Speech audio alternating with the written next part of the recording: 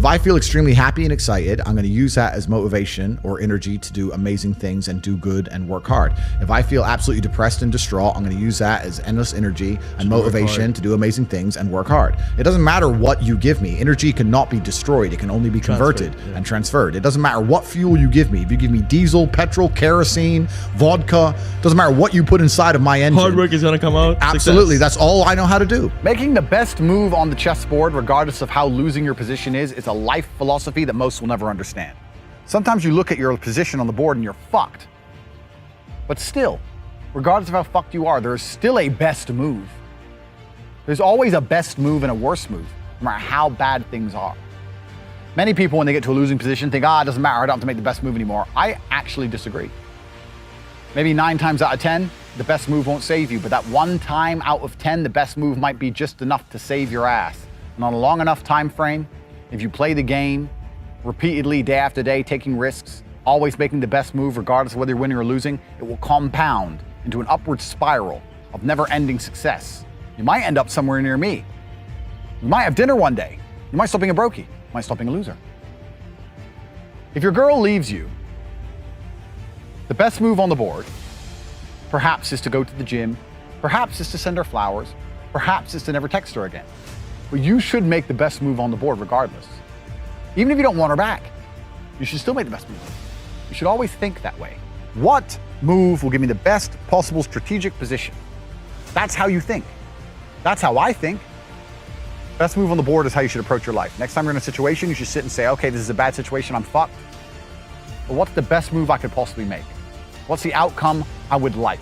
What's the most likely move to give me that particular outcome? And you'd be surprised what some of them are. I had a guy email me the other day saying he lost his job. And he was the worst salesman. I said, well, then you deserve to lose your job. That's how sales works. It's fearsome. He goes, well, I don't know. What should I do? I said, what's the best move on the board? He goes, well, I really want the sales job. I think I can get good at it. I said, well, then work for free.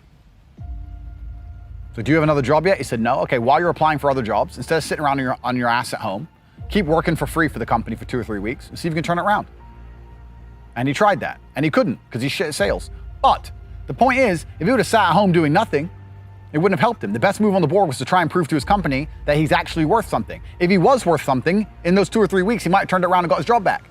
He still got to apply for new jobs. He didn't lose anything. Best move on the chessboard. That's how I want you to approach your life, ladies and gentlemen. It's the mental model in which you should apply to scenarios to deduce what is the best possible action. Because if you're always making the best move and very rarely making the worst move, it's pretty hard to lose. It's player versus player out here. The world is about winners and losers, and everyone is competing against each other. You are competing against me, I'm competing against you, you're competing against your friends. You're competing against your enemies. You want $1, so does everyone else. You want that hot girl, so does everyone else. You want that house, so does everyone else. What's amazing is the things you want, the main reason you want them is because other people want them. So you can show off that you have it and they don't. It is competition. It's kind of like the age-old adage. If a tiger is chasing 10 people, you don't have to be the fastest. You just have to be faster than the slowest guy, because he's fucked. So considering that a lot of people are constantly making the wrong moves, if you can just start to make the right moves most of the time, you'll see exactly how easy life can be. The way that humans work and the way that we've evolved as a species is that we don't really learn lessons unless they're learned the hard way. Yeah. I believe that unless a lesson has taught the hard way, you're not going to learn it. You can have so many near misses and people won't learn their lesson. Bro, you must know a guy who goes out there, nearly crashes his car, doesn't slow his ass down till he wrecks it. Yeah. Like, this is how people are, right? So you need that pain for the lesson to sting enough to really genuinely go inside of your mind. And it's the same with everything. It's the same with driving a car or business. Truthfully, if you want to learn a lesson about business, you're going to have to suffer at some point, right? So we always say that most people are not successful with their first companies, X, Y, Z, blah, blah, blah. I get that. The truth is, there's a lot of people who make a lot of money with their first company, but they just spunk it, act an idiot, and it all blows up in their face. And that's how you get the discipline on your fourth company, that when you have 3 million in the bank, you just leave it there. You know, and don't be done with it. So you need to go through some pain. You need to experience some negative things. You need to have to a degree some trauma to really even learn any lesson. I am absolutely and utterly a believer in hard work. I'm a proponent of hard work. I have all this money and all I do is work. My entire life is work. This podcast is work. I'm getting in the car, I'm going to another meeting, work. I'm going to fuck a bitch, that's work. I'm going to go to the gym so I'm in good shape, work. It's all work. My entire life is work. And people don't want to look at life that way. They want to talk about work-life balance and being lazy and all this crap. I don't believe in any of that. I believe in, if you want to win, you have to outcompete the man who's prepared to do nothing but work. It's player versus player. If you're going to sit there and go, I don't want to work more than an hour a day, well, the guy who does want to work more than an hour a day is going to beat you. And no matter how smart you are, there's always a smart dude who's doing the same smart work you are for more hours than you're doing it. That's just the nature of the game. So if you're the kind of person who's going to quit because it's hard, then fuck off. I don't even want your energy around me, because quitters are the worst people on the planet. You can give a quitter absolutely everything and they will still fail. You can give it, doesn't matter what it is. If you go to IKEA and buy a flat pack fucking table and put it in front of a quitter, you will never have a table. He'll look at it, it's just long, and he'll quit. Quitters can have every single advantage. Quitters can have all the information. Quitters can have all the tutelage. Quitters can have a mentorship. Quitters can have someone who messages them every morning, hey bro, let's get it. And guess what they're gonna do at the end? Quit. They ain't never gonna have shit. So if you're a quitter, I don't even want you even inside my organization. I don't want quitters anywhere near me, because you're never gonna be successful. People say, hey man, you need to find what you're passionate about and do that. And what they're trying to say is only do what you like, because you have no motivation to do anything else. And motivation in and of itself is a scam. I don't believe in motivation. I believe in discipline.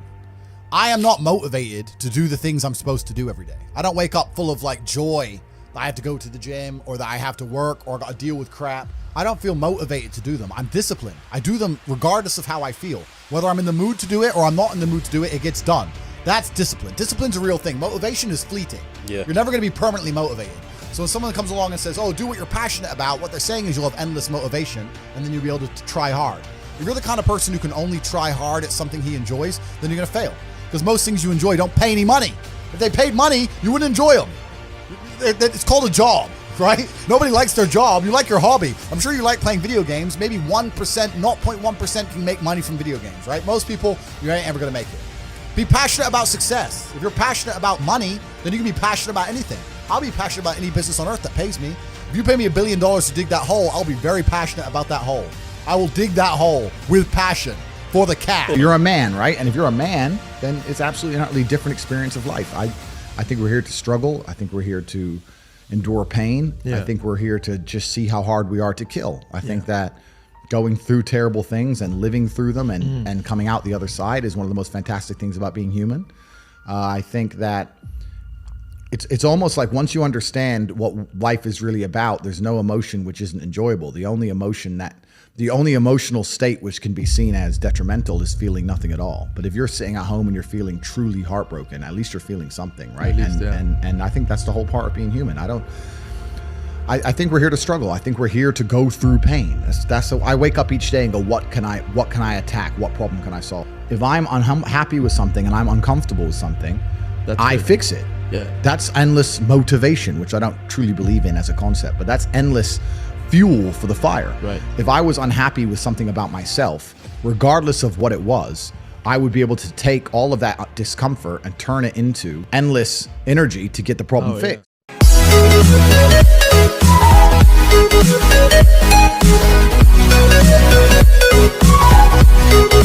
Yeah.